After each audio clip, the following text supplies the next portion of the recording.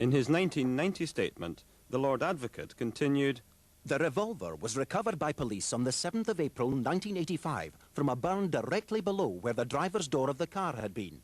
I wish further to emphasize the position of the gun when recovered. It was not found some distance from Mr. Macrae's car, as has been reported." I remember an interview in Dundee with a deputy fiscal who was interviewing me on behalf of Mr. Aitchison at that time, in 1986, I think. And that was after the investigation was reopened, remember, due to public pressure. I remember him telling me that one of the crosses on a particular photograph was where the gun was found, and that was some way south of the car, facing towards Lochline itself. On top of that, you've got to remember that when we were removing Macrae's body from the car, the policeman's hat tumbled into the burn below the driver's door, and I retrieved that hat personally. And if the gun was found directly below the car, then I certainly didn't see it. I wasn't looking for it, obviously, because we thought it was a simple car crash.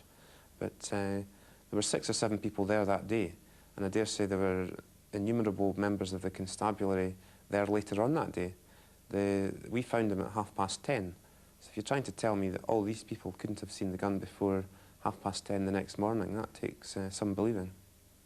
and you're more inclined to believe the evidence of the photograph shown to you by the Procurator Fiscal's assistant, which showed the gun, or the position of the gun, as being somewhat 20, 30, 40 yards away? I've no reason to doubt it. I mean, neither he nor I are in the game to make up stories about where the gun was found, and I distinctly remember that part. .22 pistols are not a terribly powerful gun, but even a powerful gun, after it was fired, would simply drop to the ground. So if a gun was found a considerable distance away, it would have had to have been taken or thrown? I would have thought so, yes. And if the person who had done it was brain dead and could not throw it, could you think of an explanation? I can't think of any explanation other than that some other party must have been involved. Scottish Eye has spoken to a senior police source central to the investigation. He claims that Macrae shot himself while driving along the road. He says the car then spun off at speed and rolled several times, during which the gun fell out. That contradicts the Lord Advocate's implied scenario that Macrae crashed while drunk, then shot himself and dropped the gun. But it does appear to support the suicide theory. Or does it? If Macrae was brain dead when he left the road, how did the pile of papers come to be some 20 feet from the car? Well, I wouldn't like to say why it was there, but it was, you know, it was there, and it was in a tidy, compact bundle. It wasn't as if the paper was flying all over the place. It was, somebody had put it there. And if he shot himself after the car had crashed, how did the gun apparently come to be some considerable distance away? But perhaps the most significant question is this. We know from his friends he left Glasgow in a buoyant mood. It does not seem he intended to kill himself then. So why was he carrying a gun in the first place? What was he frightened of?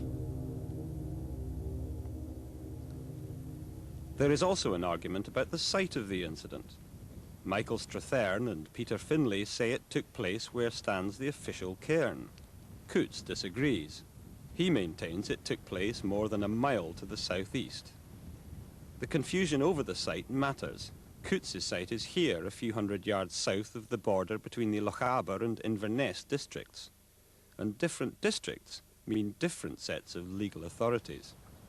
According to those authorities, the car was found about 25 yards off the road at the site marked by the official cairn. But Coutts insists the car was much further from the road. We contacted Alan Crowe, the Australian tourist first on the scene. A completely independent witness, indeed he was unaware that Macrae had been shot until we told him, he says the Volvo was more than 100 yards off the road and he needed to use his binoculars to look at it. Significantly, he also says that the tyre marks indicated that the car had not left the road at speed. As if the story was not bizarre enough, Scottish Eye has spoken to 2 breakdown truck operators, one based in Fort Augustus and one based in Inverness. Both separately insist that it was their company which recovered the maroon Volvo belonging to Macrae. Debris collected by Michael Strathern on his site includes a radiator grille. Yet another close friend of Macrae, who did not want to appear in this programme, also collected debris, including a radiator grill. So now we have no less than 2 sites, 2 breakdown trucks, and 2 sets of debris. We asked Northern Constabulary if there had, by some extraordinary coincidence, been a second accident involving a maroon Volvo in the area. They declined to answer. 2 years after Macrae's death, the Scottish National Party asked its president, Winnie Ewing MEP, herself a respected lawyer, to conduct an inquiry into the death of its former vice-chair. Her investigations took a year, but persistent requests for access to Crown Office files were denied. Eventually, in her final report, Mrs. Ewing concluded, I regret I cannot, as I hoped, say to the National Executive Council that I am satisfied that Willie did commit suicide. Willie Macrae died on Sunday the 7th of April 1985. In life, this remarkable man attracted fierce loyalty and fierce enmity. In death, he still creates controversy. But for his friends, the questions remain. I don't know whether the peculiar things happened before Willie was shot or whether they happened after Willie was shot, but it just doesn't add up. And I'm surprised that police and inquiries and everybody else have accepted this, you know, as somebody committing suicide. Oh, no, it's all wrong, totally wrong, the whole situation.